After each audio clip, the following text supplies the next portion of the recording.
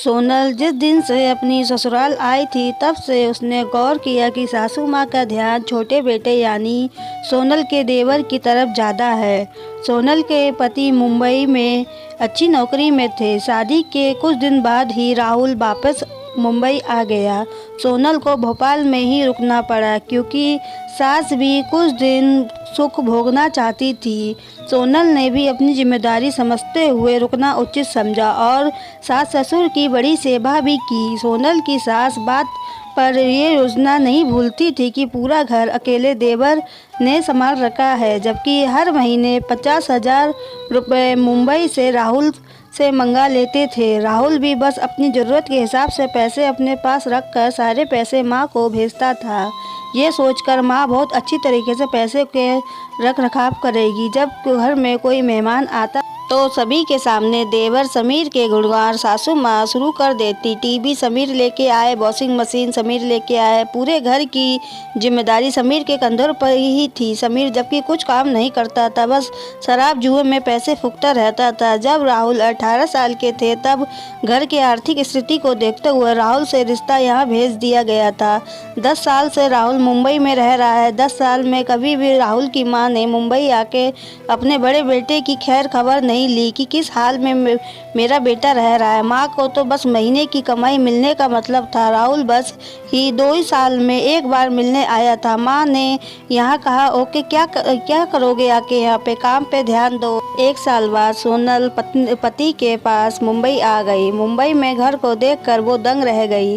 पूरा घर खाली, बस एक नज़र में 2 साइज के बूट्स और एक छोटी सी अलमारी और कुछ भी नहीं था। कोई देखकर नहीं कह सकता था कि 10 साल से यहाँ कोई रह रहा है। राहुल ने कहा कि अब तुम आ गई हो तो इस घर को घर बना दो। दोनों खुशी से अपना घोंसला बनाने लगे। सोनल ने भी नौकरी करना शुरू कर दिया। पहले महीने घर का सामान आने में खर्च हो गए तो राहुल सिर्फ 25,000 रुपये ही माँ के पास भेज पाए। सासू माँ को ज़रूर बहू ने मना किया था।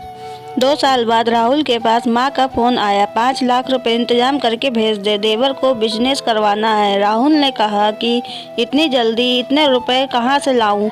माँ ने कहा, बड़ा भाई है, छोटे भाई की जिम्मेदारी है, तुम दोनों दावा करते हो। बहू आने के बाद माँ पिता कुछ नहीं तेरे लिए, कितनी मुश्किल से तेरे को पाल पोस कर बड़ा किया, सब भूल गया। फिर 2 आंसू भाई और पतिदेव पिघल गए। जैसे तैसे पैसे का इंतजाम किया। 2 महीने बाद देवर की शादी तय हो गई। फिर उन पर सोनल और राहुल की जिम्मेदारी डाल दी गई। सोनल और राहुल मुंबई में अपना घर बनाने को सोच रहे थे। दोनों मिलकर लोन चुका देंगे। राहुल ने अपनी माँ से बात की। माँ के कान खड़े हो गए। 2 हफ्ते बाद फिर सासू माँ का फ़ोन आता, तेरे पापा सोच रहे हैं कि मुंबई में तो घर बहुत महंगा है, इससे अच्छा भोपाल में ले ले। वैसे भी वहाँ से लेना देना कुछ नहीं है, हम भी घर का सुख भोग लेंगे, हमारे मरने के बाद भी घर रहेगा।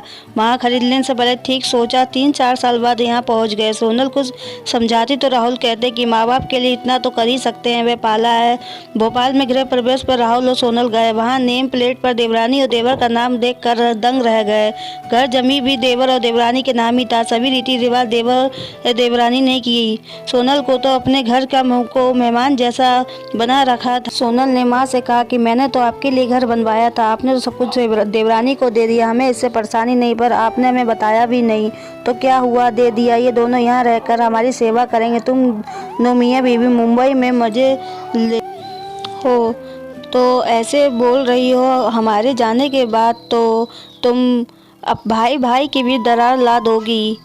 सोनल ने कहा कि माँ जी, आपने ही दोनों बेटों के बीच भेदभाव कर दिया है और हम मुंबई रहते हैं तो कोई ऐस नहीं करते। दोनों मेहनत से कमाई कर रहे हैं कि परिवार में किसी को कम नहीं पड़े। भले ही शारीरिक रूप से आपकी सेवा ना की हो, पर मेहनत हम भी करते हैं। जिसका ये घर है, जिस पर आज हमारा कोई हक नहीं है, आपने तो अपने बड़े बेटे का हक भी छीन लिया। दोस्तों, आपको ये कहानी कैसी लगी हमें कमेंट करके ज़रूर बताएं। चैनल को सब्सक्राइब करें, वीडियो को लाइक करें। देखने के लिए आपका बहुत बहुत धन्यवाद।